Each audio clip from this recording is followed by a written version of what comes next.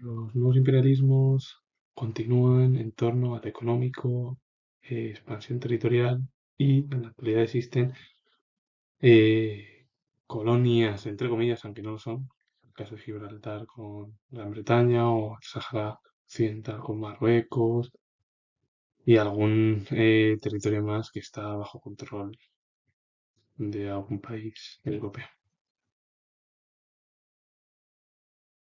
La era de los imperios comenzó en la Edad Moderna y las principales potencias europeas conquistaron territorios del Nuevo Mundo, que fue América, y también algunas zonas de Asia.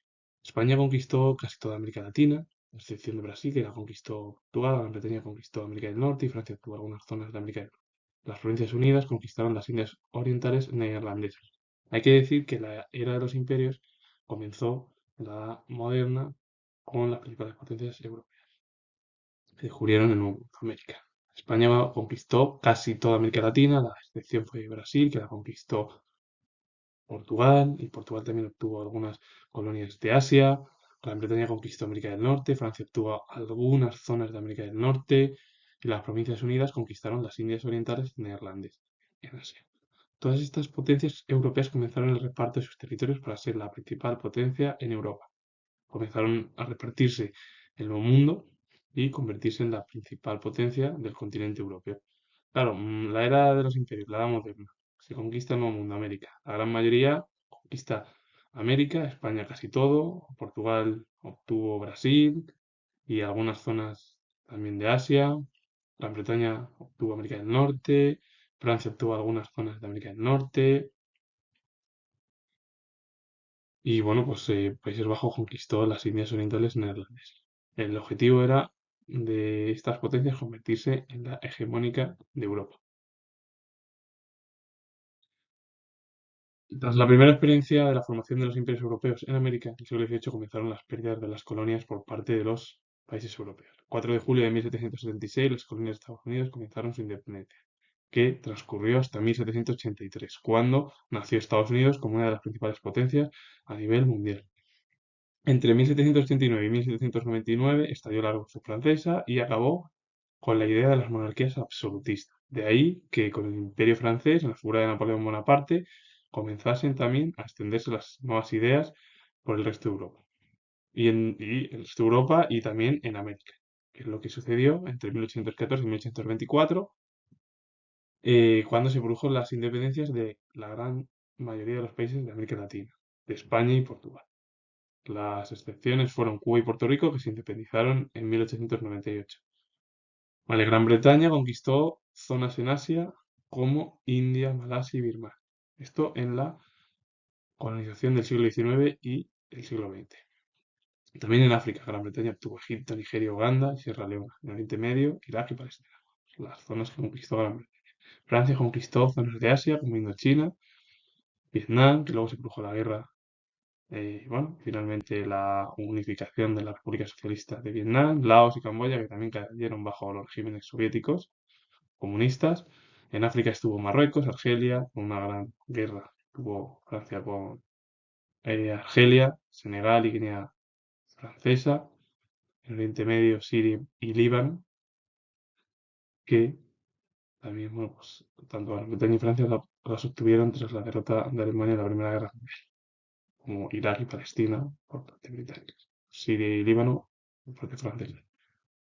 ¿Qué más países hay que conquistaron en África? Pues Bélgica, República Democrática del Congo, Alemania, Tanzania y Camerún, Italia, Libia, Portugal, Angola, Mozambique y Cabo Verde, España, zona del IFNI y región del Rif, en África y en Asia, Filipinas, que la perdió.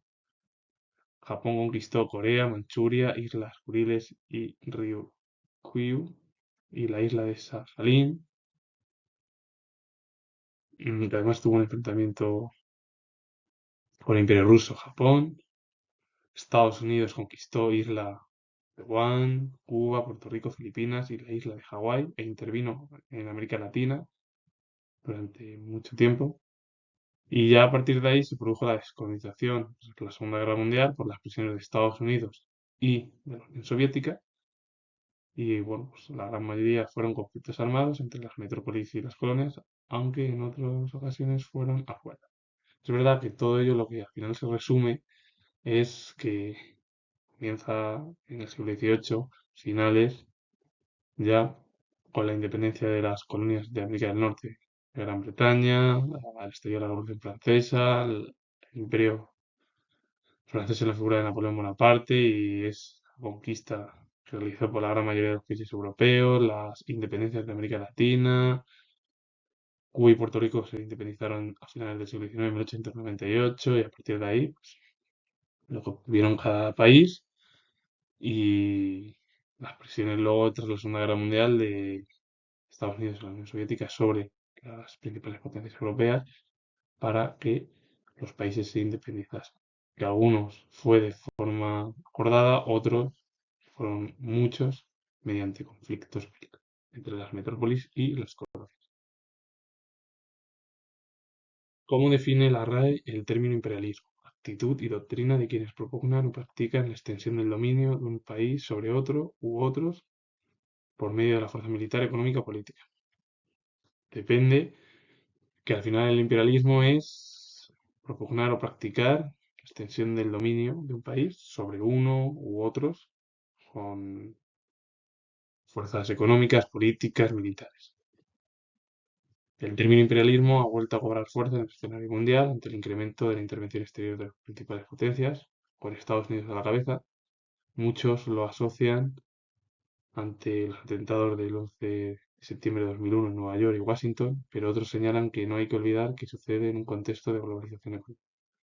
Claro, la pregunta es que si los imperialismos actuales del siglo XXI son muy parecidos a los del siglo XIX y XX. En vínculos económicos, políticos y militares son muy similares, porque con las principales potencias europeas, y esto hay que decirlo, como Estados Unidos, la Unión Europea, aunque bueno, la Unión Europea hay, que se puede quitar hay que dejar la parte hoy en día, al igual que Japón, pero bueno, que continúan llevando a cabo pues esa forma de imperialismo, pero en lo económico. Tanto la Unión Europea como Japón, Estados Unidos también, por intereses económicos y también políticos. Pero bueno, es así. Y luego Rusia es la expansión territorial, China también, y también las dos potencias pues tienen intereses económicos, tanto Rusia como China. E India, pues algo similar. Aunque bueno, India está un poquito más, como diría yo, es más al margen. No está en tanto metido en tanto de los conflictos como las principales potencias. Claro, pero si esto surge porque lo que quieren llevar a cabo es los atentados del 11 de septiembre de 2001 en Nueva York y Washington, otro es por la globalización económica, pues que a lo mejor es por intereses que hay en las principales potencias actuales. Los defensores del intervencionismo de las potencias esgrimen argumentos como la necesidad de combatir el terrorismo internacional y de extender la libertad, la democracia y los derechos humanos a aquellos países donde no existen. Por eso lo denominan como un imperialismo benévolo.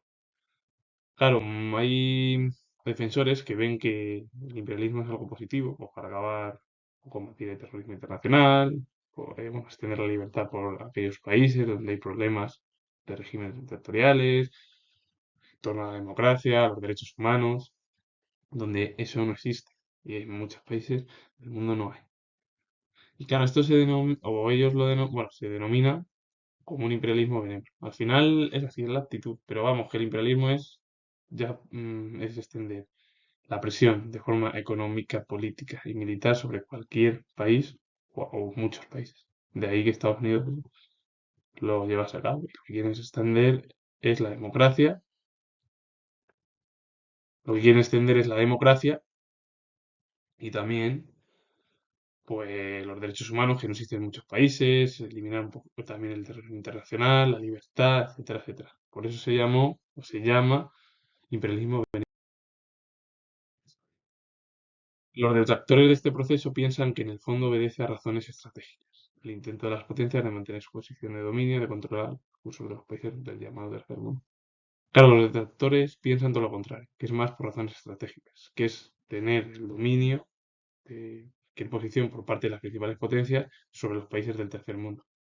Al final, unos piensan que puede ser positivo para llevar la libertad, acabar con el terrorismo internacional, llevar a cabo la democracia, los derechos humanos en muchos de los países que no existe, llamándolo imperialismo benévolo. Pero claro, los detractores lo que piensan es que las principales potencias lo que quieren es el control de los países del tercer mundo. Como sucedió además cuando nacieron durante la Guerra Fría. No hay que olvidar tampoco el contexto histórico en el que se está produciendo este intervencionismo. Una vez más, se ponen de manifiesto una serie de condiciones históricas en las que se reproduce la hegemonía de Europa, Japón y sobre todo Estados Unidos en la tecnología, en los medios financieros, en los sistemas y medios de comunicación, y en el control de los recursos naturales del planeta en una economía globalizada. Claro, el contexto de hoy en día es que, claro, Europa lo que tiene es Japón y Estados Unidos es el control de la tecnología, los medios financieros, los sistemas, los medios de comunicación y el control de los recursos naturales del planeta, una economía globalizada. Es decir, son las principales potencias que hay que unir a Rusia, China e India, aunque India yo no la incorporaría porque India está más en sus problemas como país. Y además los problemas internos que tiene India son muy graves. Por los problemas ha habido, etcétera, etcétera. Y India tampoco es que tenga mucho interés ahora mismo en la expansión territorial. Pero claro, estos países lo que tienen es intereses de expandir la tecnología, los medios financieros ahí, es decir, poner empresas, y ya es como si llevases a cabo colonias ahí, sistemas y medios de comunicación en esos lugares también, controlarlos, y el control de los recursos naturales del planeta en una economía globalizada. Al final, lo que tiene Estados Unidos en la Guerra Fría es control por la gran mayoría de, pues, tiene incluso bases militares aquí, en España, en otras zonas de Europa, como también en Alemania, o incluso en Japón, o en otros lugares. Ya no de Europa, sino fuera de Europa, en Asia, como he dicho Japón, sí, o lo de Corea del Sur, o cualquier lugar. Y claro, luego hay otros países que tienen también una expresión económica y política, que es China, que es verdad que está haciendo lo mismo que Estados Unidos, y Rusia lo mismo, intentar atraer a sectores económicos hacia esos nuevos países y llevarlos, pero también les interesa la expansión territorial. China es Taiwán y Rusia, bueno, pues, llevar a cabo con la invasión de Ucrania o que tiene incluso aliados como Bielorrusia o cualquier cosa. Que tiene interés, bueno, el mandatario ruso actual de llevar a cabo pues, esa Unión Soviética de otra manera. Finalizo, comento que tengo para la historia. Si os ha gustado el vídeo, darle a like, suscribiros. Y estos al final es los imperialismos europeos y luego de Estados Unidos y Japón y de cualquier país del mundo. Así que, poner comentarios. Adiós, saludos.